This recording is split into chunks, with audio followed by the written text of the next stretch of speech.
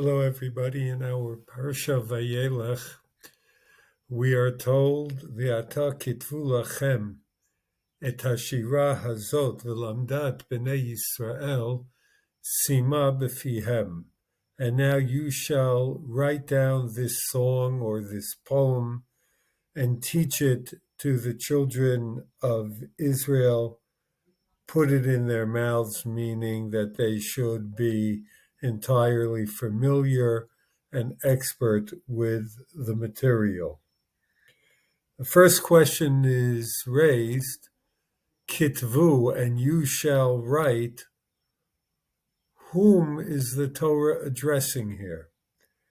And so the Ramban holds that it's Moshe and Aaron who were bidden to write down the Torah, and then Yehoshua would continue as Moshe is about to pass away.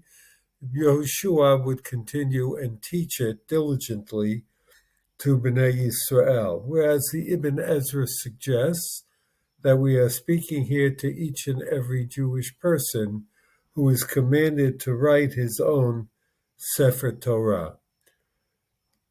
V'ata kitvu lachem et hashira hazot. What is the shira of which the Torah is speaking?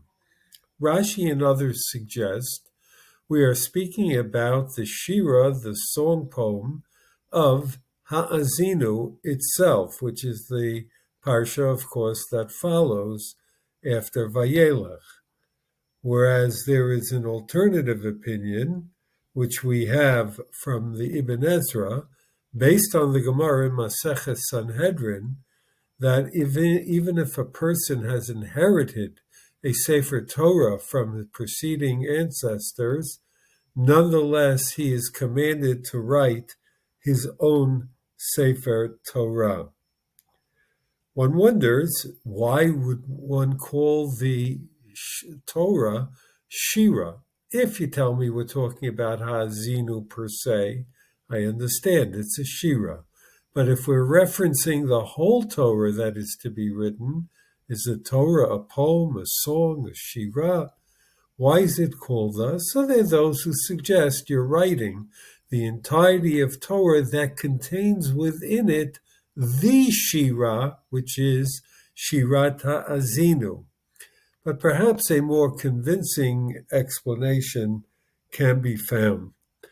Rav Soloveitchik tells us that there is a difference when one approaches Torah between viewing Torah as simple scripture, something that is to be intellectually pursued, studied, and digested, or if we reference the Torah as a shira, as a song, not because it's literally a song, but it's our approach to the study of Torah.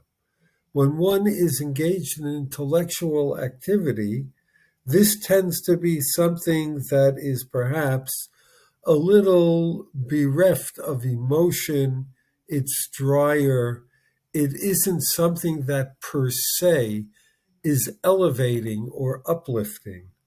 Whereas song, which is an expression that contains within it emotion, is uplifting, it has passion, it is dynamic, is an entirely different manner.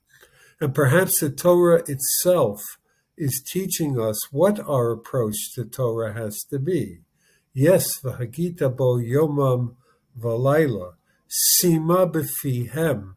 You have to engage in rigorous Torah study.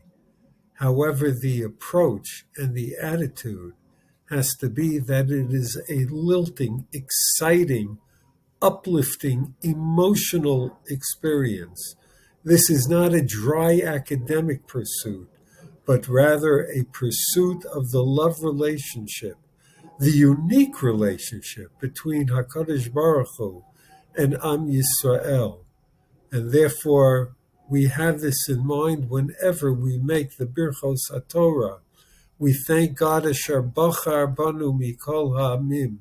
He chose us from amongst all the nations of the world. We are engaged not only in academia, but more fundamentally in the song of the passion of Jewish life. May indeed our whole approach, not only to Torah, but to mitzvah observance as well, be one that brings with it excitement, enthusiasm, and passion. La'asot Ritzon Avinu Shabbat Shamayim. Shabbat Shalom.